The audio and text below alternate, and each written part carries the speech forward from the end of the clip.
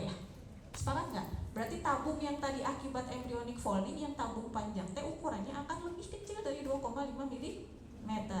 Kemudian masing-masing segmen nanti akan berkembang jadi varinyl gut, kemudian foregut, midgut, dan hindgut. Peristiwanya gitu ya, proses perkembangan organogenesis sistem cerna berakhir di minggu ke-12 kurang lebih. Fetusnya umur 12 minggu itu CRL-nya kurang lebih 8,5 cm.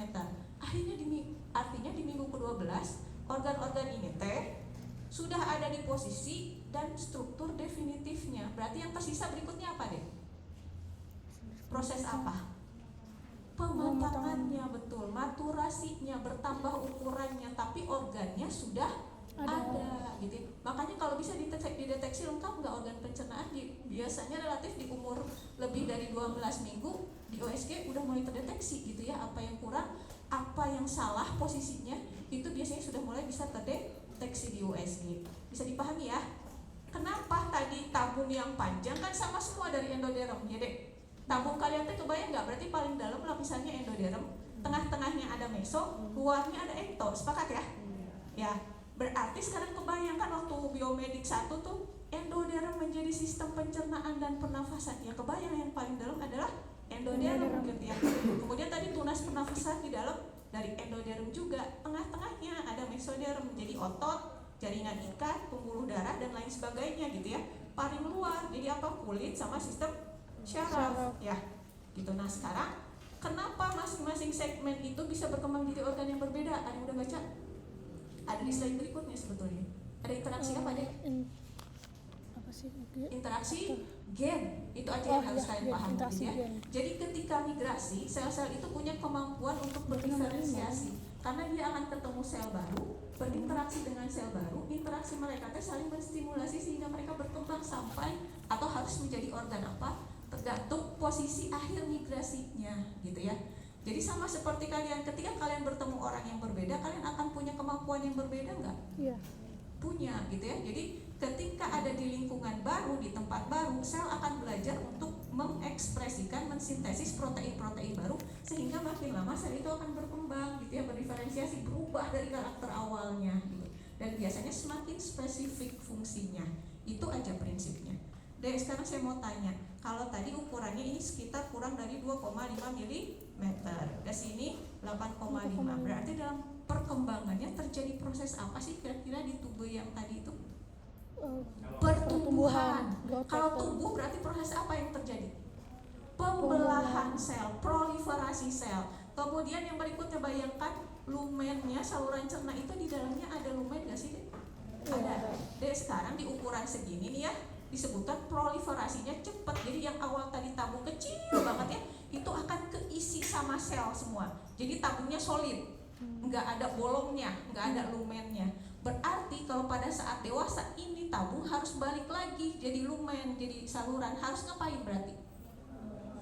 Degenerasi, ada apoptosis sel-sel di dalamnya supaya kembali jadi kanal. Makanya ada proses rekanalisasi. Kalau gagal proses kanalisasinya atau nggak sempurna, apa yang terjadi? Tidak. Sumbatan, gitu ya. Kalau nggak mau dia proliferasi, tambah panjang nggak? Tambah panjang nggak dek tubuhnya? Tambah lebar nggak? Tambah besar nggak diameternya? Enggak. Makanya kita akan lihat ada stenosis, ada agenesis, itu ada atresia di sepanjang saluran cerna, gitu ya. Bisa dipahami? Jadi untuk bisa membayangkan bagaimana organ pencernaan ini berkembang, satu prosesnya ada proliferasi. Kalau di longitudinal axis berarti proliferasinya menyebabkan tube itu tambah panjang. Kalau ke samping, ke lateral berarti tambah besar diameternya. Sepakat ya? Ya. Kemudian proses yang berikutnya adalah rekanalisasi. Harus ada sel-sel yang mengalami apoptosis supaya tadi tabung solid kembali menjadi lumen, gitu ya. Itu peristiwa embriologi yang penting terkait dengan sistem pencernaan. Yang berikutnya, walaupun nggak semua segmen mengalami ini, ada proses rotasi. Rotasinya di segmen apa aja deh? Yang ada rotasi? Lambung. Di lambung berapa derajat? 90. Searah berlawanan arah jarum jam? Searah jarum jam. Kemudian kalau di midgut 270 derajat berlawanan arah, searah? Berlawanan arah dengan jarum jam. Rotasi ini kemudian nanti yang akan menentukan organ sistem cerna di dalam rongga abdomen posisinya di mana nanti pada saat dewasa, gitu ya. Bisa dipahami ya. Jadi prosesnya melibatkan proses apa aja deh?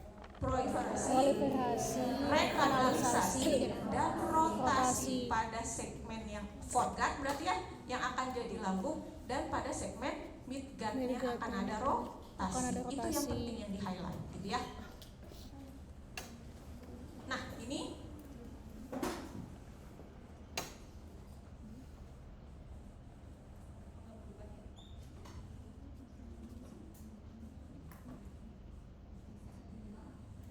kemudian untuk ngingetnya gampang, jangan diapalin satu-satu organ deh. Prinsipnya gini aja, kalau kelenjar sama epitel yang melapisi lumen itu berkembangnya dari endoderm. Yang lainnya, ototnya, jaringan ikatnya, gitu ya, pembuluh darahnya berkembang dari visceral mesoderm.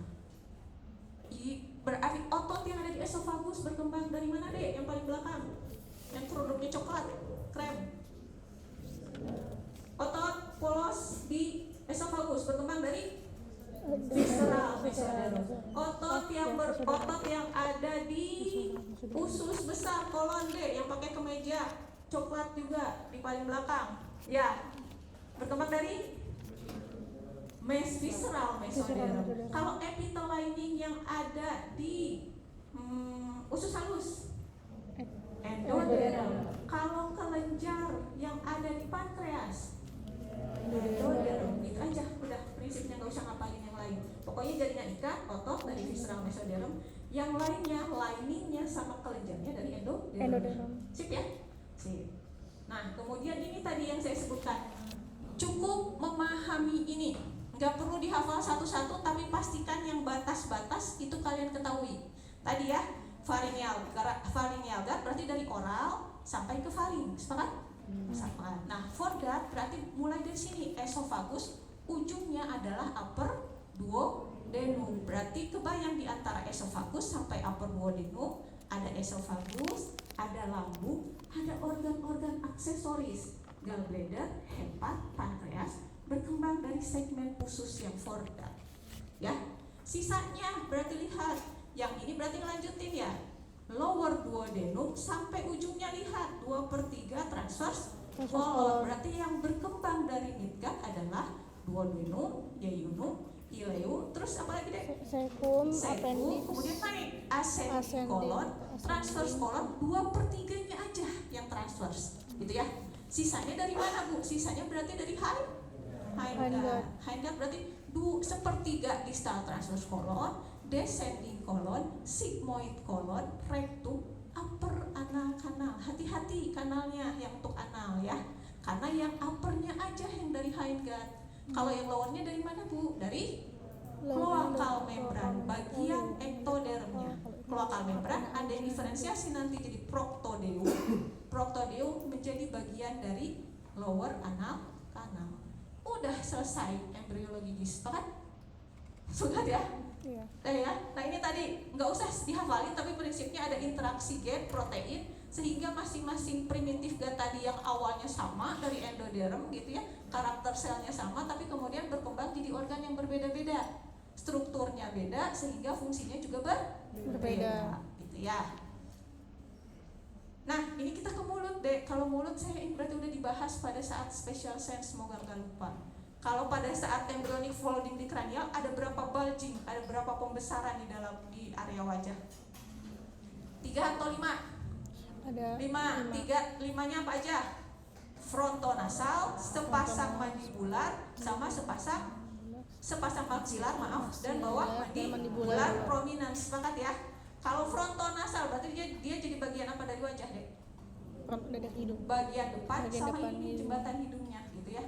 Kemudian frontonasal dia ada yang berdiferensiasi sel-selnya menjadi medial nasal prominens nih yang hijau, kemudian lateral nasal prominens. Yang ini yang medialnya difusi, gabung menjadi intermaxillary processus. Kemudian intermaxillary processus nanti menjadi bagian dari tadi ya hidung. Tips sampai ke sini, filtrum bibir atas dan juga masuk ke dalam 4 gigi seri yang di depan di maksila itu dari sini, kemudian masuk lagi ke dalam. Berarti itu bagian apa deh? Palatum. Yang mana? Primer, gitu ya. Palatum sekundernya dari mana? Maxillary Maxillary prominence. Dari kanan kiri dia tumbuh ke arah medial. Berarti nanti langit-langit mulut yang originnya berasal dari maxillary prominence dan intermaxillary segment, gitu ya. Kalau lantai mulut, lantai oral cavity Dari mandibular. dari mandibular prominence. Bibir bawah Bibir mandibular bawah prominence. Kalau bibir atas yang lateral yang lateral maxillary prominence. Kebayang ya? Kalau gagal fusi di antara yang maxillary prominence dengan yang intermaxillary processus, apa yang akan terjadi? Bibir sumbi atau celah. Celahnya bisa di bibir, bisa sampai ke dalam, gitu ya. Ada celah palatum. Bisa dua-duanya? Bisa salah satu? Bisa. Tergantung proses fusinya yang mana yang keganggu, di kedua sisi atau salah satu sisi, kanan atau kiri. Sepakat ya? Udah jadi nih oral cavity-nya, pintu masuknya bibir, lips yang bisa membuka, menutup, mengatur kita mau masukin makanan atau enggak, gitu ya. Sadar. Udah ya, ini mah kebayang ya? Udah dijelasin tadi? Boleh di skip? Boleh. Akhirnya dilihat nih deh, harusnya nanti maxillary processus, maxillary prominence dia fusi gitu ya, membentuk lantai dari atap dari rongga cavity. Kalau yang lantainya dari mandibulary prominence. Dah, lanjut ke fungga tadi. Sebetulnya tadi esophagus, lambung, berarti kemudian organ-organ aksesoris dan juga sepertiga atau bagian upper dari duodenum ya. Ini menambah panjang aja, nambah lebar, kemudian dia apoptosis, jadi saluran untuk esophagus. Yang sebenarnya prinsip yang sama itu terjadi pada lambung gitu ya. Hanya lambung dia laju proliferasinya disebutkan lebih cepat dari segmen yang mau jadi esophagus, jadi ukurannya lebih gede diameternya. Kemudian disebutin bagian dorsalnya itu tumbuh lebih cepat juga proliferasinya, sehingga bagian dari dorsal lambung itu lebih besar ukurannya. Kalau lebih besar otomatis relatif lebih berat ya. Berarti akan ada kecenderungan untuk organ itu ngalegedai, kalau bahasa Sunda mah apa tuh, rebahan gitu ya. Nah kemudian yang harus diperhatikan di lambung itu ada rotasi 90 derajat searah atau berlawanan arah jarum jam? Searah. Berarti ini asumsikan saya adalah segmen yang akan menjadi lambung. Bagian dorsal saya tumbuhnya lebih besar ya. Berarti saya ada kecenderungan ke sana deh ya. Terus terhadap longitudinal aksis saya rotasi 90 derajat. Berarti saya akan bergerak kemana? Berarti ke kanan. Ke kanan, longitudinal aksis ke kanan, berarti ke sini. Dan lihat ketika saya berotasi, saya membawa tunas-tunas lain yang ada di bawah saya, di inferior saya. Kelihatan nggak dari yang belakang? Ini anggap saya segmen akhir dari lambung ya deh ya. Berarti di sini tuh ada tunas-tunas ya. Di ventralnya, di dorsal ada tunas juga nggak? Ada. Di ventral ada tunas apa aja? 3, 1 hepar diverticulum, 2 gallbladder, terus satu lagi tunas ventral pankreas. Di belakang saya berarti ada tunas apa? Tunas dorsal pankreas. Tunas dorsal pankreas disebutin tadi, area dorsal itu tumbuhnya lebih cepat. Berarti tunas dorsal juga akan lebih besar ukurannya daripada tunas ventral. Saya muter nih 90 derajat ke arah jarum jam. Bayangkan berarti ini kalau posisi saya di arah jam 6, saya muter berarti akan bergerak ke arah 9 atau 3? 9 di sini set gitu ya. Berarti mau nggak mau nih tunas-tunas yang ini akan berada di kuadran mana? Kanan kiri? Atas bawah? Bawah. Atas gitu. Sepakat ya? Gitu. Jadi kenapa sebabnya nanti pada saat manusia dewasa hepar ada di sebelah kanan gitu ya, ada di kuadran kanan atas, adalah konsekuensi dari perputaran rotasi dari lambung ini gitu ya ya. Kemudian pada akhirnya nanti tunas ventral harus nempel sama tunas dorsal. Jadi pankreas ya utuh gitu ya. Karena nanti gini deh, kalau kebayang kalian organ-organ pencernaan itu melayang-layang aja nggak di dalam rongga abdomen? Enggak ya, tapi dia akan ditempelkan ke dinding dorsal dari abdomen gitu ya. Pada saat ditempelin ke dinding dorsal abdomen terjadi fusi antara tunas ventral dan tunas dorsal pankreas. Selesai? Aman? Forgat udah beres nih berarti.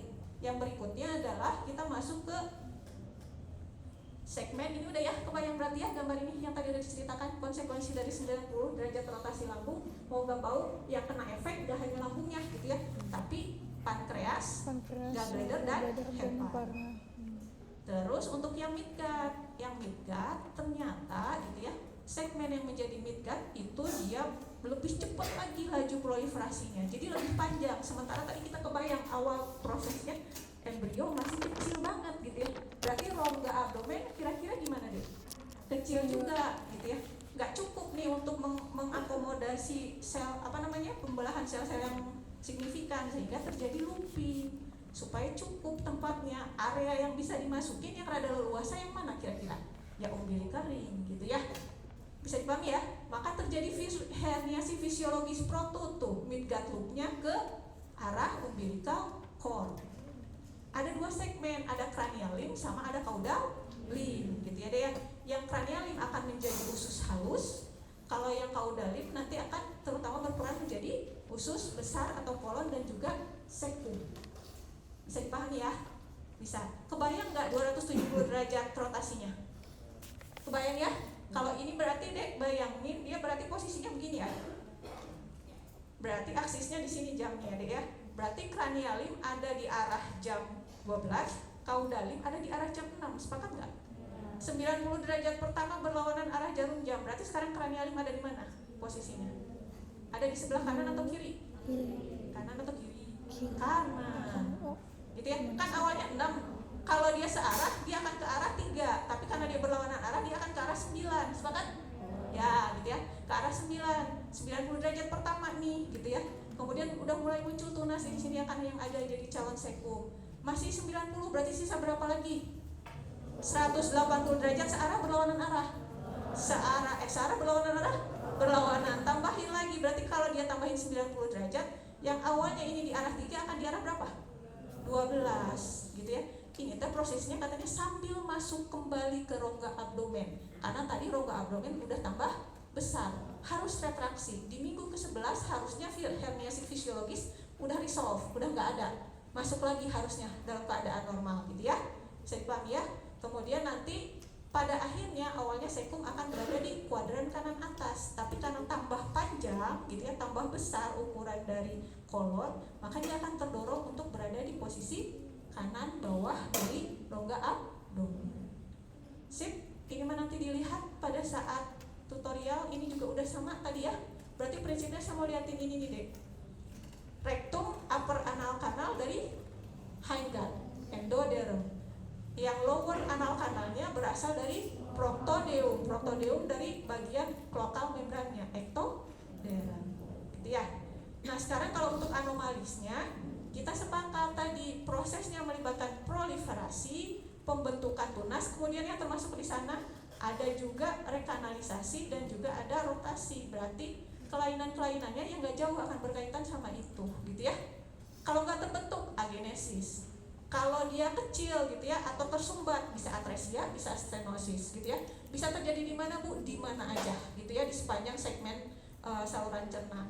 Itu biasanya disebabkan karena proses rekanalisasi nggak komplit gitu ya, pembentukan pembuluh darahnya bermasalah sehingga nutrisi dan oksigen juga nggak lancar ke sana gitu ya, dan tadi interaksi gen-gennya nggak berkembang dengan baik. Ini contohnya kalau terjadi di esofagus.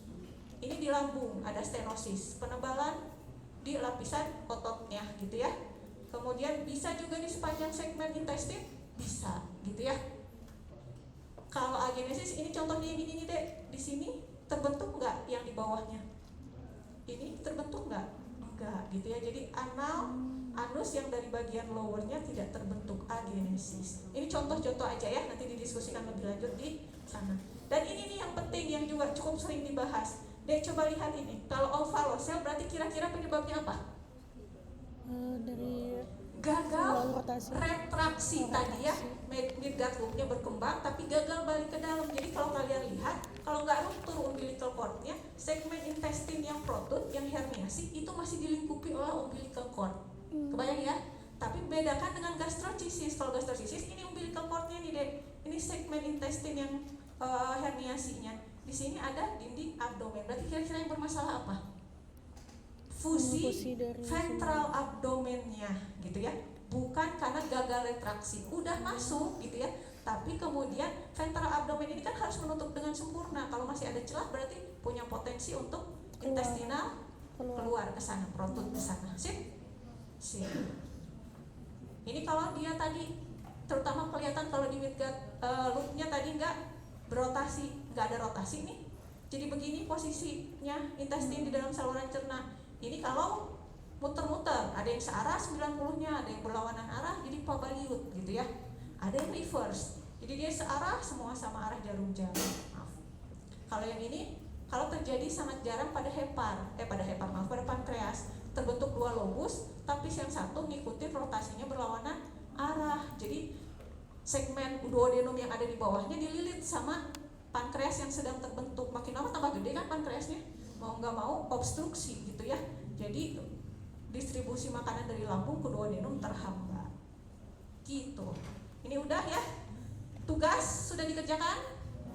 Kemudian nanti flip chartnya didiskusikan bersama tutor masing-masing. Bisa dilihat videonya gitu ya. Ada video, ada poster. Kalau saat diskusi kira-kira dibutuhkan